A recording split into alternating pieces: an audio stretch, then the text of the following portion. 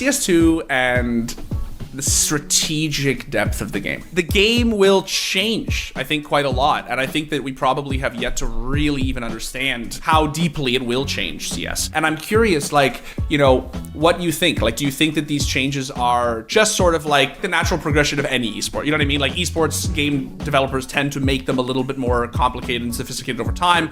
Or do you think that this is like really a like moment, right, for CS where like really it's gonna just actually completely change how Counter-Strike is played? I want to go to the psychology of the game developers here. I mean, knowing Valve a little bit, they've done a great job keeping the essence of Counter-Strike for many years, right? I think you can argue maybe with some hiccups here or there for Source, which changed the feel of the game. So I would be surprised if like some of these like game-breaking things like shadows are appearing like from like 50 feet out because of the lighting and the crazy lighting effects of Swords 2.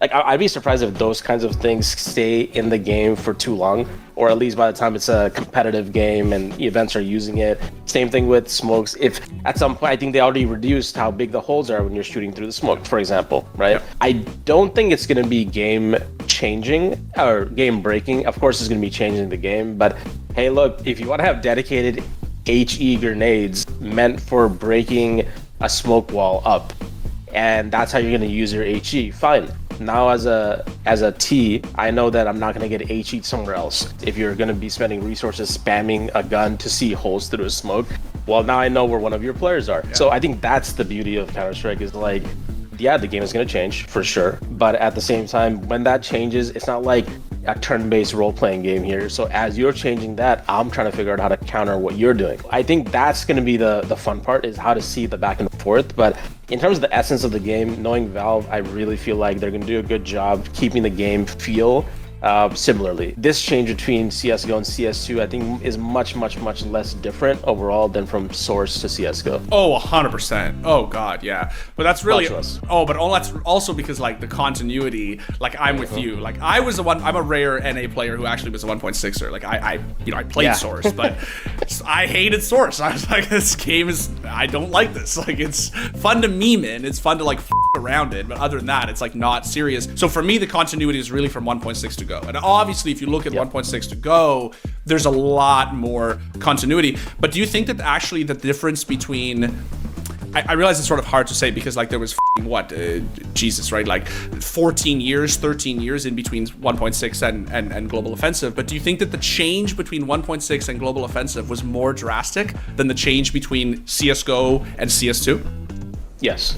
That's only because like there's so many ways that you can identify what's happening around you in CSGO that 1.6 never had, like radars and like, I mean, people don't even remember anymore, but like you can see equipment on your teammates. You couldn't keep track of like what's going on the buy in the buy time. You didn't know the round loss bonus. Like you did, but like you didn't see it graphically. Like the maps came later in 1.6 in your mini map. Like before, it was just like a green blob.